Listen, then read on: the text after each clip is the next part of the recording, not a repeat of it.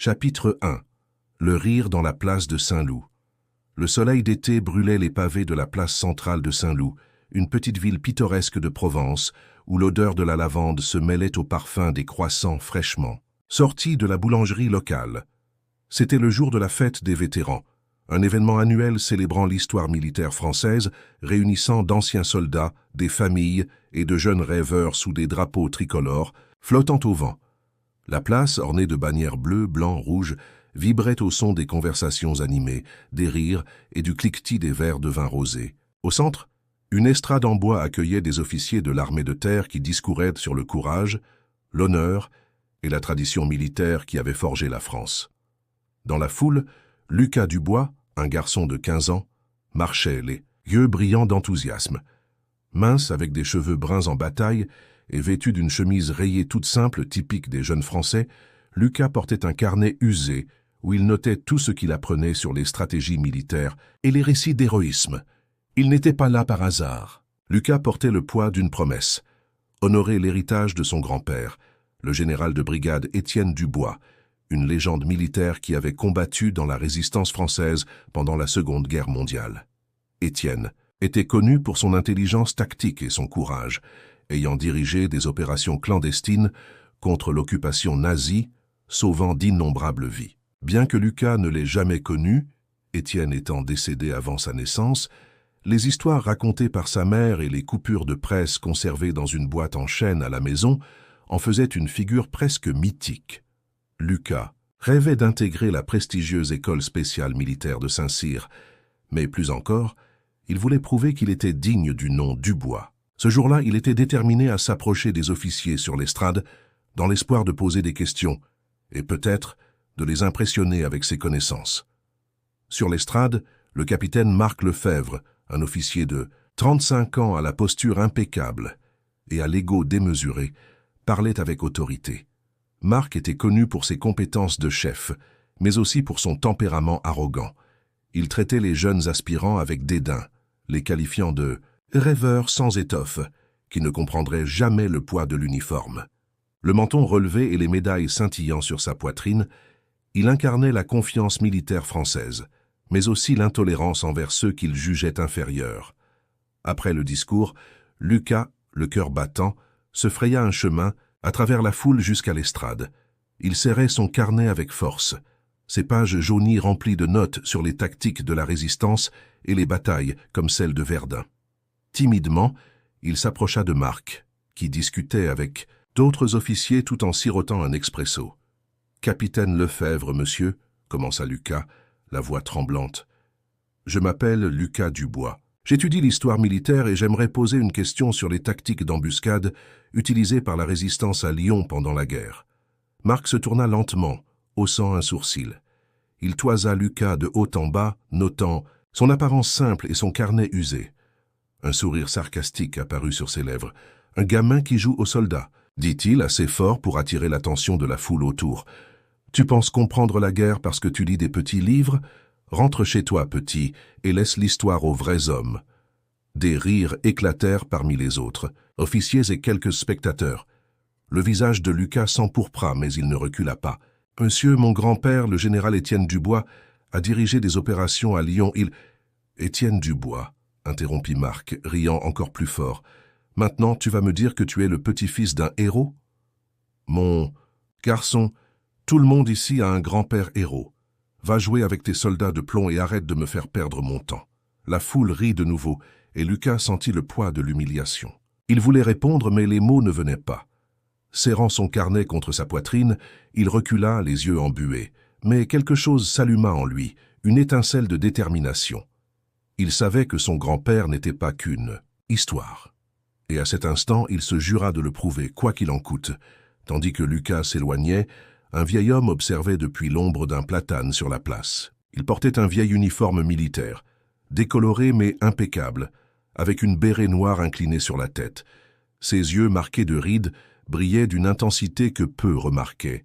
C'était le général Étienne Dubois, bien, vivant, contrairement à ce que tous croyaient et présent en secret pour voir le petit-fils qu'ils n'avaient jamais connu. Chapitre 2. Les ombres du passé l'après-midi à Saint-Loup avançaient, et la fête des vétérans prenait encore plus de vie.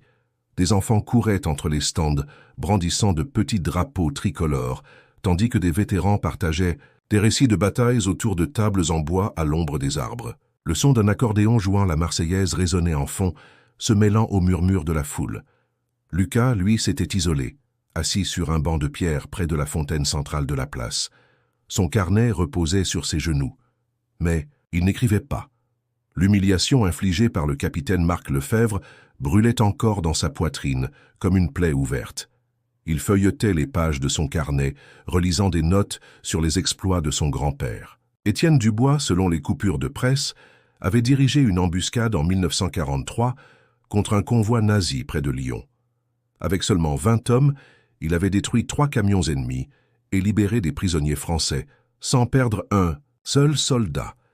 Lucas s'était toujours demandé comment quelqu'un pouvait être aussi courageux, mais maintenant, après les moqueries de Marc, il se demandait s'il avait vraiment ce qu'il fallait pour suivre les traces de son grand-père. Alors que Lucas était perdu dans ses pensées, le vieil homme au béret noir s'approcha lentement. Il marchait avec une légère boiterie, séquelle d'une ancienne blessure de guerre, mais sa posture dégageait toujours une autorité.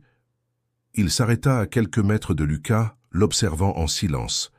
Le garçon ne remarqua sa présence que lorsque l'homme parla d'une voix grave et ferme, mais empreinte d'une étrange tendresse.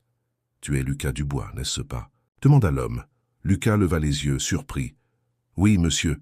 Comment connaissez-vous mon nom ?» L'homme sourit, ses rides se creusant. « Je t'ai entendu parler avec cet officier arrogant. Tu as mentionné Étienne Dubois. Il était important pour toi, je présume ?» Lucas hésita, mais quelque chose dans la présence de l'homme lui inspira confiance. « C'était mon grand-père, un général de la Résistance.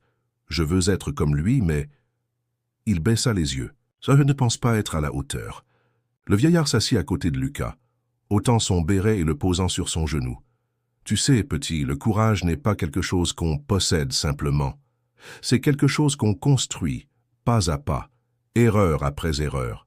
Ton grand-père, il était jeune, lui aussi, plein de doutes, mais il a appris à les affronter. » Lucas fronça les sourcils. « Comment savez-vous autant de choses sur lui ?» L'homme détourna le regard, comme s'il choisissait ses mots avec soin.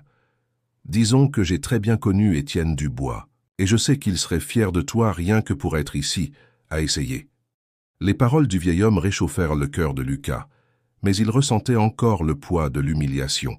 Le capitaine Lefebvre s'est moqué de moi devant tout le monde. Il a dit que je n'étais qu'un gamin jouant aux soldats.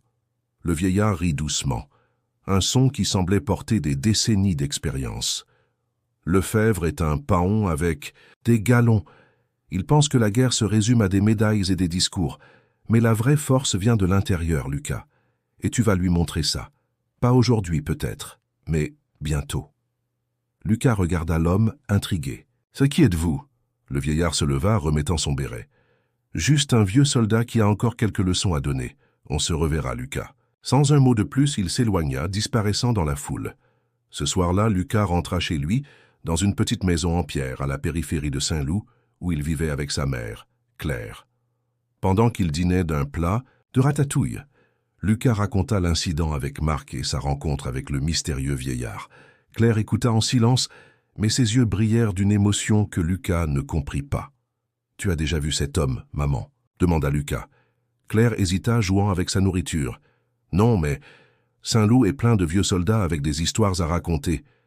Écoute simplement ce qu'il t'a dit, Lucas. Tu as le sang de ton grand-père.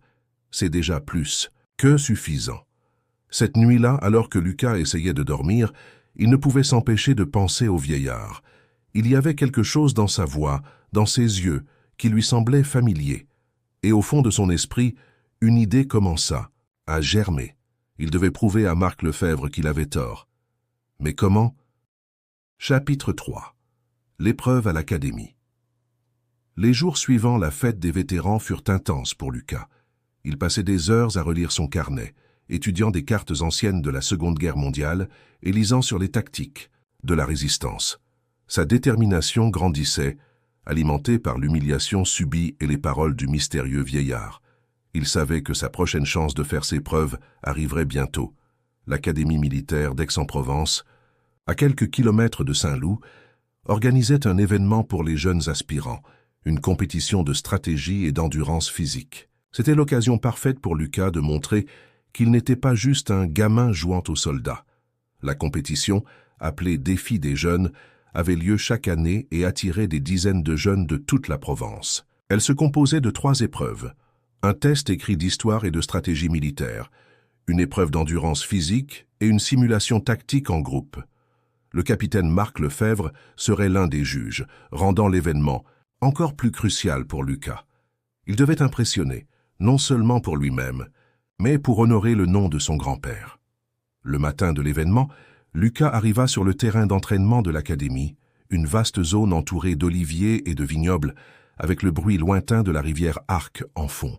Il portait son carnet et un sac à dos avec de l'eau et des provisions, ressentant le poids des attentes. D'autres jeunes, souvent plus âgés et confiants, riaient et discutaient entre eux. Lucas se sentait hors de place, mais il garda la tête haute. Le test écrit fut le premier défi. Assis dans une salle de classe improvisée, Lucas répondit à des questions sur des batailles historiques, comme la défense de Bir Hakeim et les opérations de la résistance à Vercors. Il écrivit avec ferveur, citant des détails qui surprirent même les instructeurs. Lorsqu'il termina, il entendit l'un des autres compétiteurs murmurer « C'est qui ce gamin ?» Il écrit comme s'il avait combattu dans la guerre. L'épreuve d'endurance physique fut plus difficile. Lucas n'était pas le plus fort, mais sa détermination le poussa à compléter la course de 5 km, l'escalade de cordes et le transport de poids. Il termina épuisé, mais parmi les premiers. Marc Lefebvre, observant de loin, haussa un sourcil, mais ne dit rien. La simulation tactique, dernière étape, était la plus importante. Les compétiteurs furent divisés en groupes et reçurent la mission de planifier une embuscade fictive contre un convoi ennemi. Lucas fut placé dans un groupe avec 4 autres jeunes, tous plus expérimentés. Le chef du groupe, un garçon nommé Pierre, rejeta immédiatement les idées de Lucas. « T'es trop jeune pour comprendre la tactique, » dit Pierre en riant. « Laisse-nous faire. » Mais Lucas ne se découragea pas. Il suggéra une stratégie inspirée des embuscades de son grand-père. Utiliser le terrain montagneux pour créer un goulot d'étranglement, forçant le convoi à s'arrêter, tandis qu'un petit groupe attaquait par surprise. Pierre se moqua de l'idée, mais lors de la simulation, le plan du groupe échoua lamentablement. Au dernier moment, Lucas prit les commandes, criant des ordres basés sur ses notes. À la surprise générale, la stratégie fonctionna et le groupe remporta la simulation. Après l'événement, Marc Lefebvre annonça les résultats. Le groupe de Lucas termina premier, et il fut appelé sur l'estrade pour recevoir un certificat. Marc, avec un sourire forcé, lui tendit le document. « On dirait que tu sers à quelque chose, petit, » dit-il, assez bas pour que seul Lucas l'entende. « Mais ne t'emballe pas, ça ne fait pas de toi un soldat. » Lucas serra le certificat, ressentant un mélange de fierté et de colère. Il voulait répondre, mais avant qu'il ne puisse, il aperçut le vieil homme au béret, noir dans la foule. L'homme hocha la tête, comme pour dire « Tu es sur la bonne voie ». Ce soir-là, Lucas rentra chez lui avec le certificat en main, mais son esprit était agité.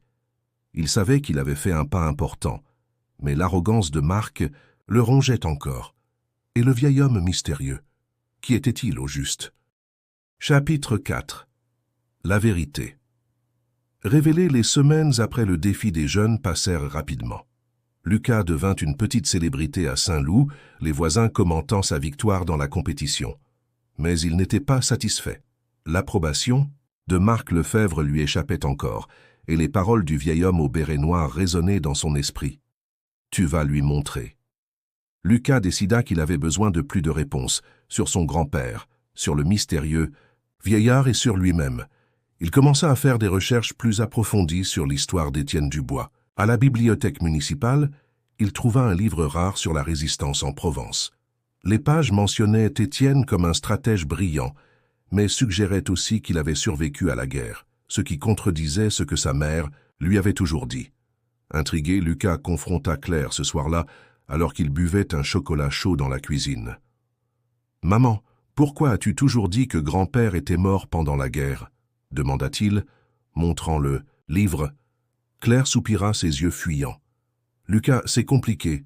Ton grand-père, il a choisi de disparaître après la guerre. Il disait que la paix était plus difficile que la bataille. Je ne sais pas où il est, ni s'il est encore en vie. Mais il voulait que tu grandisses sans le poids de son ombre. Lucas fut abasourdi. Alors, il pourrait être vivant. Pourquoi ne m'as-tu jamais rien dit? Parce qu'il me l'a demandé, Lucas, répondit Claire, les larmes aux yeux. Il voulait que tu trouves ta propre voie. Le lendemain matin, Lucas retourna sur la place de Saint-Loup, là où la fête des vétérans avait eu lieu. Il espérait, d'une manière ou d'une autre, retrouver le vieil homme au béret noir. Et comme si le destin l'écoutait, il était là, assis dans un café, sirotant un pastis et lisant un journal. Lucas courut vers lui.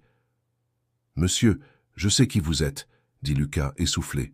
« Vous êtes Étienne Dubois, mon grand-père. » Le vieillard leva les yeux, surpris, mais ne nia pas.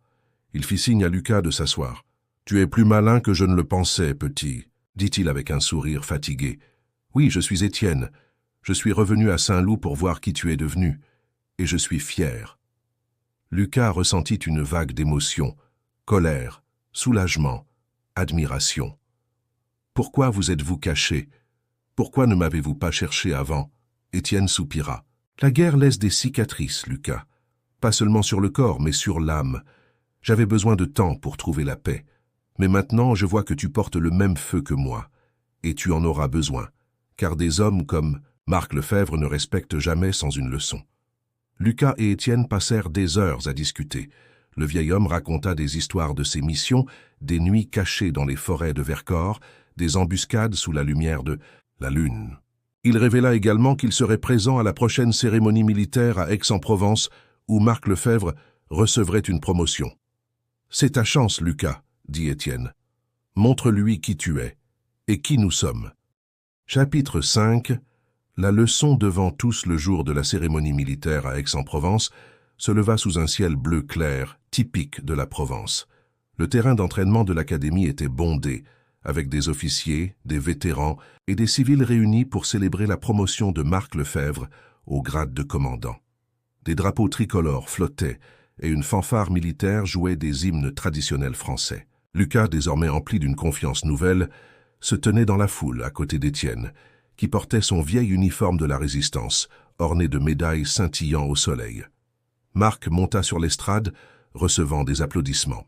Il parla de leadership et de courage, mais ses mots sonnaient creux aux oreilles de Lucas.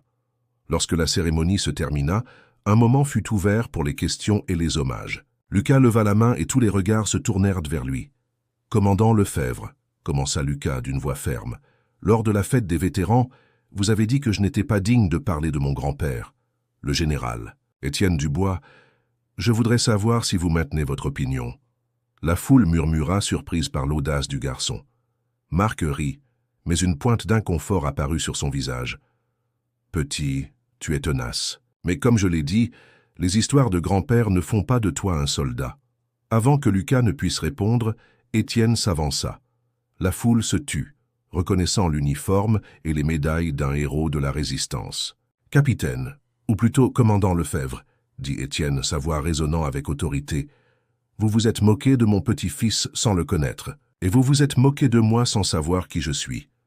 Permettez-moi de vous rafraîchir la mémoire. » Étienne commença à raconter l'histoire de l'embuscade de Lyon, détaillant chaque mouvement tactique avec précision.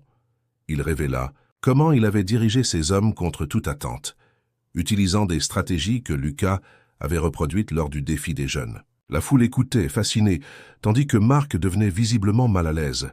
« Ce garçon, » continua Étienne pointant Lucas, « porte le même esprit qui a gagné cette guerre.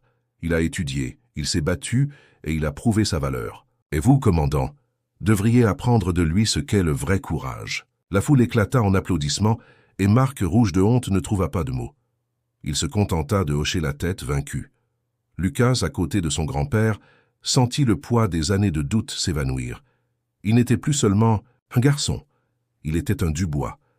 Ce soir-là, alors que Lucas et Étienne marchaient dans les rues de Saint-Loup, le vieil homme posa une main sur l'épaule de son petit-fils. « Tu m'as donné une raison de revenir, Lucas, » dit-il. « Maintenant, va écrire ta propre histoire. » Et Lucas savait qu'il le ferait.